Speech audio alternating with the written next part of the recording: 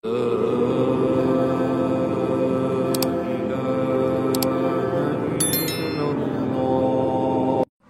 tidak ada kakek kami, kalian masih menyembah pohon. Tunggu dulu Bahar, jangan gitu kamu. Kamu jangan gitu. Belanda tambah kencang perlawanan Belanda karena apa? Ditopang oleh fatwa Mufti Batavia. Loh, kalau tiba-tiba kita merdeka karena perjuangan kakek aneh, kakekmu di mana? Orang pemberontakan Banten aja kalian malah menghabisi ulama-ulama Cilegon. Habib Usman bin ya datanya masih ada. Itu kerjasama dengan Senok Nugronya atau Syekh Abdul Ghaffar. Loh, ini kan kita masih punya sejarah. Ya sudah, kalau itu masa lalu ya sudah. Abu Lahab ya tetap Abu Lahab, nggak usah dibikin Abu Lahab itu pahlawan.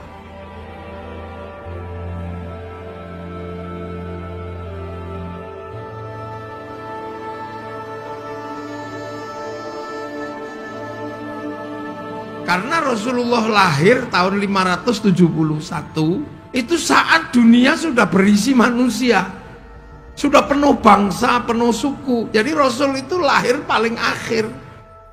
Tahun 300 Nusantara sudah punya kerajaan Kutai Kartanegara. 350 di Banten sudah berdiri kerajaan Saloka Negara.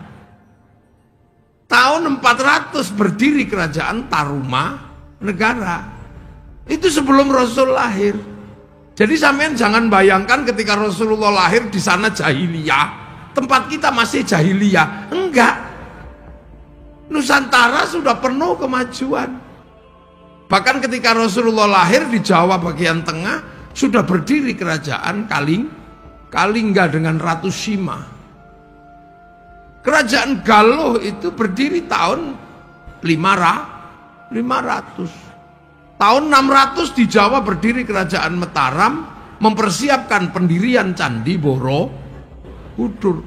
Nah, wali-wali inilah yang bekerja tahu.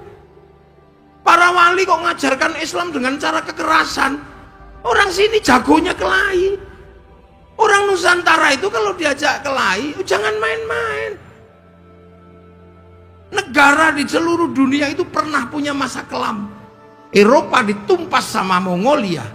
Mongolia ini penumpas Eropa, penumpas Arab, penumpas Cina.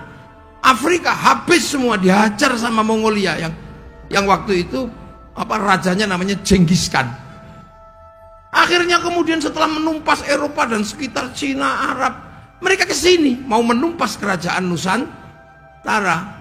Sasaran utamanya adalah Singasari, tapi Singasari punya hubungan bilateral itu dengan kerajaan Banten, dengan kerajaan Sriwijaya, dengan kerajaan Pajajaran, bersama melawan Mongolia. Utusannya dipotong kupingnya itu sama Kertanegara gitu. Jadi dulu nenek moyang kita sadis, utusan negara kok ngancam potong kupingnya. Perang akhirnya terjadi, perang besar, dihadang mulai Selat Banten sini, Selat Sunda ini sampai Malaka, dihadang dengan semua kekuatan. Apa yang terjadi? Mongolia yang tidak pernah dikalahkan oleh seluruh kekuatan tentara manapun bisa dihabisi di Nusantara. Satu-satunya negara yang pernah menaklukkan pasukan Mongolia adalah negara Nusantara. Loh, jadi makanya jangan diajak kelahi. Lah itulah masalahnya. Ini kalau diurut ke belakang nanti masalahnya sampai di VOC itu bodoh. VOC itu pedagang. Kalau cuman berdagang nipu-nipu gak ada masalah. Begitu dia bawa marsose itu mencoba menekan orang Cilegon, ya potong aja mereka. Geger Cilegon itu karena mereka ngajak kelahi. Coba kalau nggak ngajak kelahi, aman mereka dagang gini. Begitu ngajak kelahi, satu tangsi habis diajar sama orang Cilegon. Di Surabaya diajak kelahi, habis di Surabaya.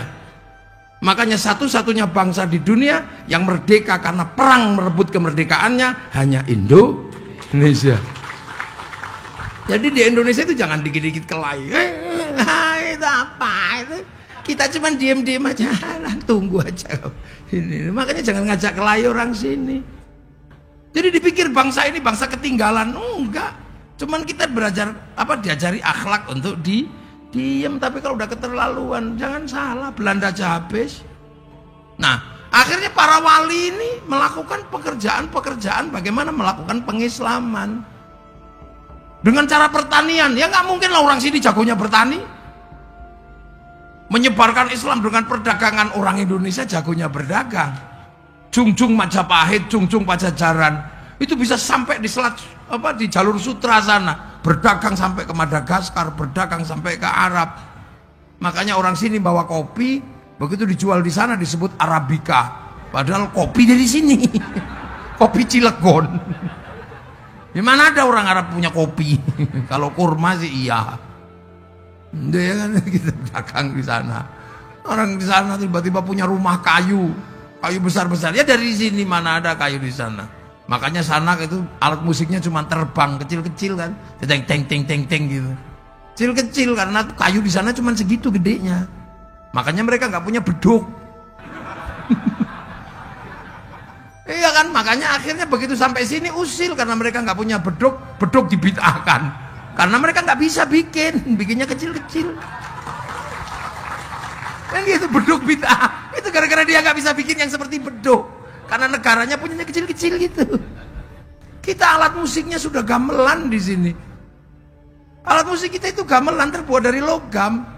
Eropa itu kayu tali, gitar itu kan kayu dan tali. Arab terbang sama kulit. Kita itu gamelan pakai logam.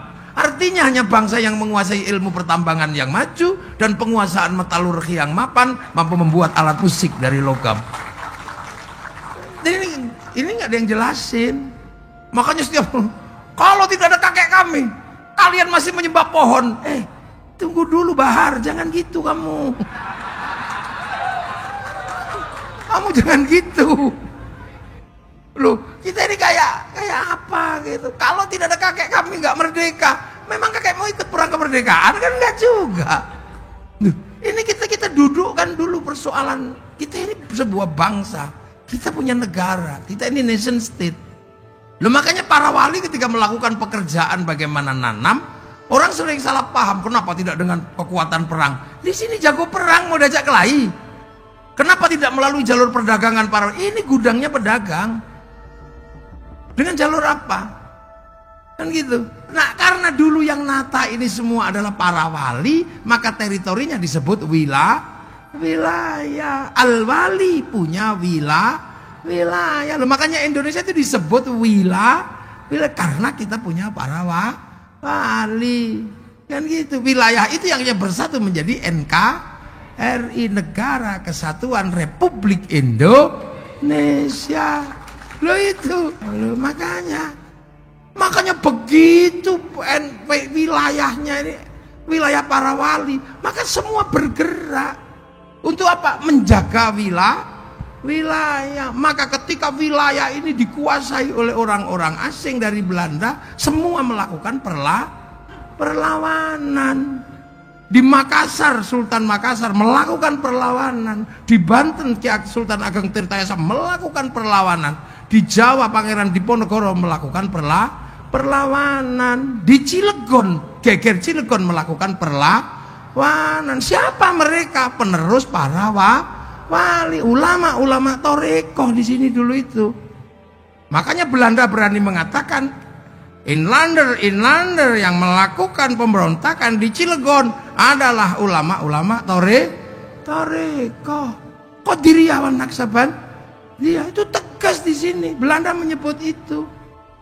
Begitu Belanda menyebut Torekoh Qadiriyah Naksabandia, tiba-tiba Mufti Batavia namanya Usman bin Yahya mengatakan memang Torekoh itu sesat. Dan kalau melakukan pemberontakan itu namanya gurur. Karena dia adalah muftinya Belanda. Tambah kencang perlawanan Belanda karena apa? Ditopang oleh fatwa Mufti Batavia. Loh, kalau tiba-tiba kita merdeka karena perjuangan kakek aneh, kakekmu di mana? Orang pemberontakan Banten aja kalian malah menghabisi ulama-ulama Cilegon. Ini saya baca panjang, Pak. 94 saya sudah baca itu. Sejarah Geger Cilegon, tapi judulnya bukan Geger Cilegon, pemberontakan petani Banten, yang nulis Profesor Dr. Sartono Kartodirjo.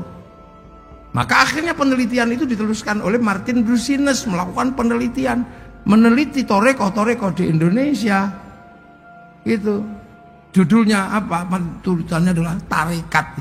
Itu luar biasa. Akhirnya hasil penelitiannya dibukukan di sini lewat penerbitan namanya INIS tahun 93, 94, 95. Loh itu jadi keras di sini dulu. Toreko disesatkan. Ketika Belanda hanya mengatakan bahwa ini ulama Toreko, maka kemudian yang punya fatwa bahwa Toreko itu sesat, ya Mufti Batavia itu, Habib Usman bin, ya datanya masih ada. Itu kerjasama dengan Senok Nugronya atau Syekh Abdul Ghaffar. Loh ini kan kita masih punya sejarah. Ya sudah, kalau itu masa lalu ya sudah. Abu Lahab ya tetap Abu Lahab, nggak usah dibikin Abu Lahab itu pahlawan. Bahwa persoalan Rasulullah ketika ngimami sholat nggak pernah baca surat Al-Lahab, nggak ada masalah. Kenapa? Karena Ikrimah bin Abu Lahab sudah menjadi makmumnya Rasulullah. Ya nggak enak loh. Tabbat yada bilahabi wa tabb. Ikrimah itu di belakang Rasulullah, makanya Rasul nggak pernah baca surat Al-Lahab. Ini kan tiba-tiba ada orang yang mengatakan bahwa Utsman bin Yahya adalah pahlawan. Nanti dulu, Mufti Belanda kok jadi pahlawan itu gimana? Tuh gitu lah. Loh, makanya saya sarankan nanti mesti dibikinkan ini perlawanan luar biasa. Ini penerus para wali, dan itu para syuhada. Syuhada itu nggak mati. La taqulu lima yuqtalu fi sabilillahi amwat bal ahyaun. Syuhada itu masih hidup. Makanya ketika masih hidup dan kamu nggak ngerti, nggak usah. Ada yang kamu ganti makamnya, ada yang kamu ganti namanya. Demi apa? Demi kepentingan bahwa kamu pengen punya sejarah di Indonesia. Gak bisa begitu.